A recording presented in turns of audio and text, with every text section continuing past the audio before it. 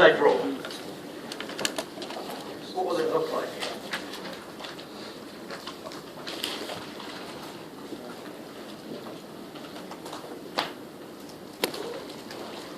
What shape?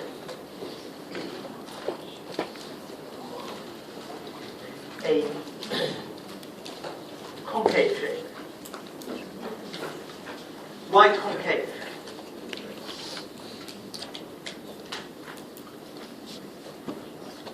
Because the gradient of this production function is the marginal product of capital. The slope, tangent, the marginal product of capital.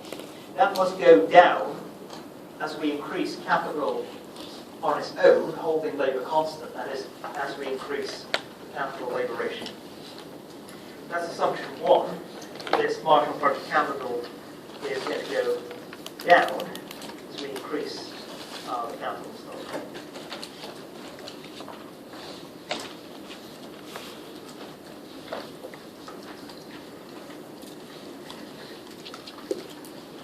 So the tangent here is flatter.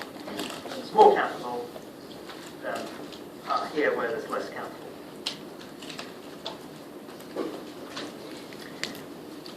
So this function tells us, once we know what k is, we can read off from the height of it what output the person is.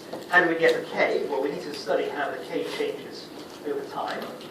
So we put on from the delta k equation the two parts, s times f of k.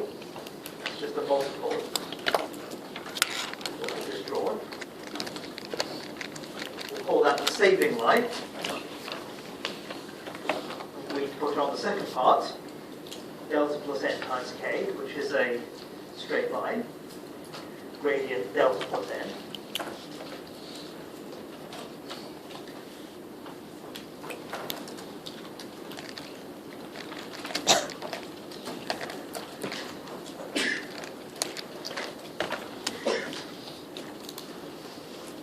And then, if we know we start here, k0, if in some year we know how much capital we've got, we know what our population is, work out capital-labour ratio, the question is, where do we go next?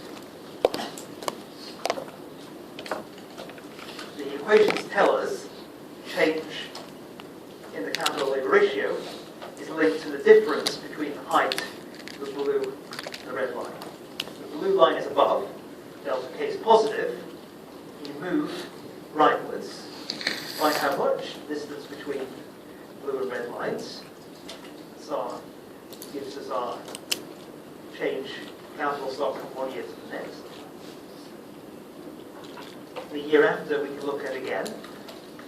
In that year, how much difference? What's the difference between savings and the depreciation or maintenance of the capital stock line? Gives us, in this case, a positive increment. The year after, see again, there's a difference there and that. These distances are getting smaller and smaller, so we are taking smaller and smaller steps. We are keeping advancing to the right. Where do we stop? We can identify a point where those two lines are exactly equal. So delta k will be 0. This is where this process of conversions would stop. This is the steady state.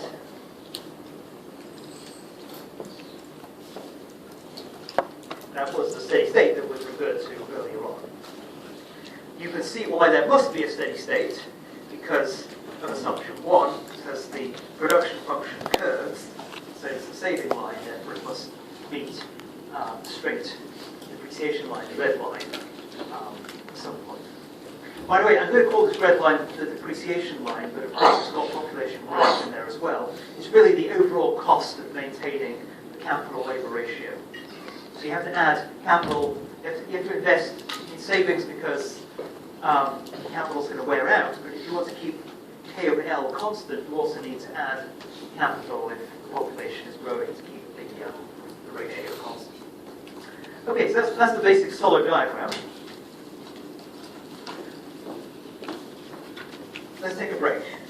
We're now going to attempt the question after the break, so you may want to think about what's going to change